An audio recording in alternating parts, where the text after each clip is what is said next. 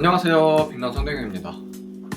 정말 또 오랜만에 카메라를 켰습니다. 지금까지 제 유튜브를 구독을 해주신 분들, 또 영상을 봐주시는 분들은 정말 감사하고, 제가 유튜브 영상을 자주 못 올리는 거는 좀 유튜브를 계속해서 찍기에는 제가 딱히 그렇게 할 말이 많지가 않아요. 그렇다고 막 이렇게 제가 카메라 들고 다니면서 대회를 뛰는 거는 또 제 성격상 안 맞는 것 같기도 하고, 아무튼 저는 달리면서 느꼈던 제 경험 이런 것들을 좀 공유를 하고 싶다라는 생각으로 이 유튜브를 만든 거기 때문에 제가 또 공유하고 싶은 내용이 있어서 이렇게 왔고요. 오늘 주법에 대한 이야기를 한번 해볼까 합니다. 여러분들은 어떤 주법을 구사하고 계신가요? 대표적으로 이제 뒤꿈치 착지하는 힐풋, 그리고 가운데 착지하는 미드풋, 그리고 앞발로 착지하는 이렇게 힙풋, 보통 이 세 가지로 착지법이 구분이 되는데, 저 같은 경우는 약간 힐풋으로 뛰는 것 같으면서도 미드풋을 구사하는 힙풋에 가까운 미드풋 주자예요.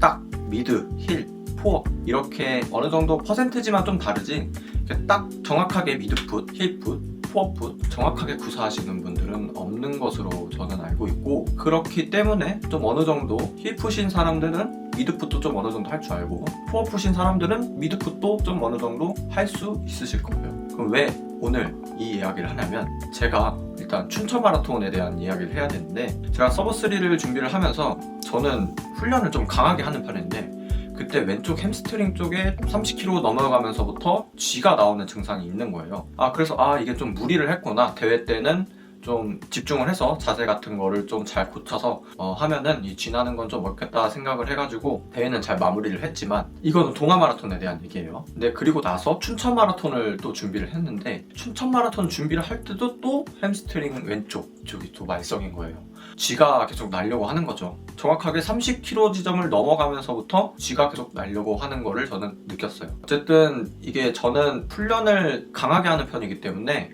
여기 부분이 약했다라는 판단을 했고, 그래서 그냥 여기 부분을 잘 마사지하고 하는 식으로 컨디션 관리하면서 넘어가고 있었는데, 왠지 저는 좀 찜찜한 거죠. 왜 여긴만 계속 아플까라는, 아픈 건 아니고 쥐가 날까, 왜 여긴만 약해질까라는 생각을 했을 때, 갑자기 문득 주법이 조금 문제이지 않을까라는 생각이 든 거예요. 그래서 제가 약간 힐풋에 가까운 미드풋을 뛰는데, 이거를 약간 포어풋에 가까운 미드풋 또는 완벽한 미드풋으로 좀 뛰게끔 좀 바꿔보자 라는 생각으로 좀 뛰다가, 좀 어느 정도 뛰었다 싶으면 포어풋으로 자연스럽게 주법을 조금씩 바꿨습니다. 그러니까 예를 들어서 30km를 뛰면은 1km부터 한 10km까지는 힐풋으로 뛰고, 10km부터 20km까지는 미드풋으로 뛰고, 20km부터 30km까지는 포어풋으로 뛰고, 이런 식으로 주법을 다양하게 써보면서 저를 한번 테스트를 해봤거든요. 해보니까 이게 힐풋으로 뛸 때, 저는, 여러분들은 어떠실지 모르겠어요. 저는 햄스트링 쪽이 조금 더 쥐가 많이 나고, 이쪽으로 조금 더 부하가 많이 가는 거를 느끼더라고요. 근데 이제 미드에서 포어로 넘어갈수록 저는 종아리 쪽에, 그러니까 당연한 거죠. 포어풋으로 뛰면 원래 종아리가 조금 더 부하가 가거든요. 더 부하가 가는 거를 느꼈어요.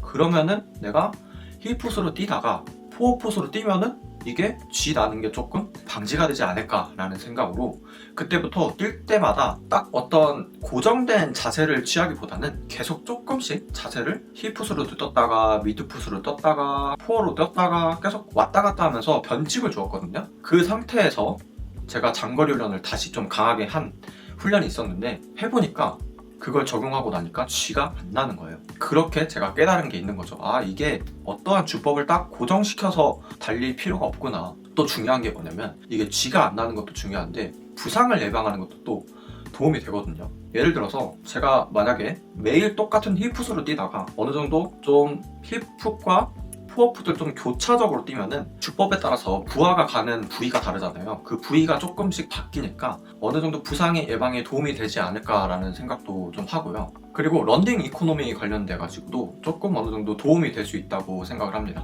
여러분들, 근데 이거는 제가 그냥 제 경험을 얘기하는 거기 때문에 과학적으로 증명될 것도 아니고, 제 말이 틀릴 수도 있다는 거 꼭 알아두시고 들으셔야 됩니다. 다시 얘기를 드리자면, 이게 어쨌든 주법들 간에 쓰이는 근육이, 하체를 쓰는 거는 동일하지만 그 안에서 보면은 종아리를 어느 정도 몇 퍼센트 쓰고, 햄스트링을 몇 퍼센트 쓰고, 또 뭐 둔근은 몇 퍼센트 쓰고, 이런 것들을 보면은 포어풋일수록 종아리를 더 쓰는 경향이 있고, 힐풋일수록 좀 종아리를 덜 쓰는 경향이 있는 것으로 저는 알고 있어요. 그래서 이런 쓰는 근육의 비율이 달라지니까 이게 그러니까 저희가 0kg부터 42kg까지라는 그 긴 거리를 갈 때 종아리 말고 다른 근육들도 쓰이는데 그 근육들한테 조금 부담을 더 가게 하고 종아리 근육을 좀 덜 부담되게 해서 좀 비율을 조정하는 거죠. 둔근, 햄스트링, 종아리 이렇게 했을 때 이 비율을 종아리에 조금 더 줄 수도 있고 햄스트링에 좀 더 줄 수도 있고 이런 식으로 비율을 바꿔가면서 뛰면은 어느 정도 러닝 이코노미적으로도 도움이 되지 않을까라는 생각을 저는 합니다. 물론 이게 저는 제 체감상 그렇고요. 물론 이게 아니다라고 해도 어쨌든 이렇게 유연하게 주법을 바꾸는 게 제가 생각했을 때 많은 장점이 있다고 저는 생각을 해요. 그리고 이렇게 다양한 주법을 하다 보면은 구사를 하다 보면은 내가 어떤 자세일 때 조금 더 효율적이고 내가 어떤 자세일 때 조금 더 파워풀한 자세인지 이런 것들을 조금 알게 되면서 나에게 조금 더 효율적인 조금 더 올바른 자세를 찾는 데 도움이 되지 않을까 라는 생각을 합니다. 이게 주법을 제가 이렇게 유연하게 구사하라고 했다고 해서 힐풋 투자가 갑자기 포어풋으로 바꾼다거나 그런 식으로 막 하시면 안 되고요. 자세를 조금씩 변형을 주라는 말로 좀 이해를 해주셔도 괜찮을 것 같아요.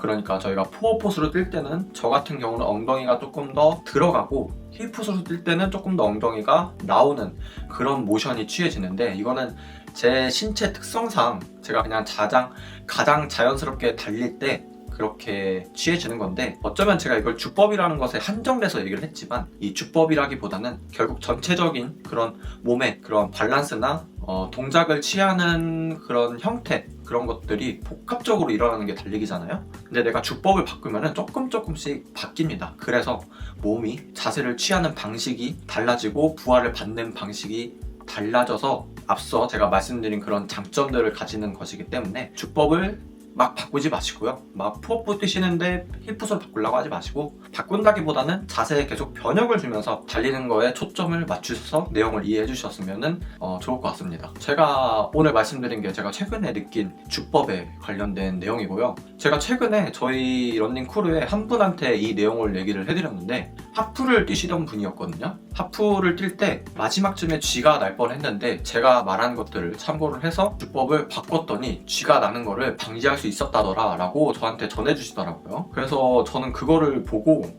이게 나한테만 적용되는 사안이 아닐 수도 있겠구나. 이걸 어쩌면은 영상으로 공유를 해서 여러분들이 이거를 보고 좀 적용을 했을 때 쥐가 좀 덜 나거나 또는 러닝 이코노미가 좀 더 좋아진다거나 하는 것들을 느끼셨다면 여러분들이 이거를 댓글에 적어주시면 감사할 것 같습니다. 어쨌든 오늘 내용은 여기까지고 다음 영상은 또 어떨지 모르겠어요. 제가 어떤 영상으로 찾아뵐지 모르겠는데 제가 어떤 영상을 찍어 주셨으면 좋겠는지 혹시라도 댓글을 다실 분이 있다면 댓글 달아주시면 제가 그 주제로 영상을 찍어 보도록 할게요. 그래도 제가 러닝을 이제 시작한 지 한 3년에서 4년 정도 넘어갔고 그래도 이번에 춘천 마라톤에서 2시간 52분이라는 기록을 세웠거든요. 여러분들이 했을 법한 어떤 사소한 고민들도 제가 가지고 있는 경험이나 좀 노하우들을 통해 조금 해결해 줄 수 있다면 그걸 영상으로 제작해 드릴 거니까 댓글 많이 부탁드리겠습니다. 물론 제가 좀 현생이 바빠서 유튜브를 많이 찍지는 못하는데 많은 댓글, 좋아요, 구독 부탁드리겠습니다. 오늘 영상은 여기까지입니다. 다들 춘천 마라톤,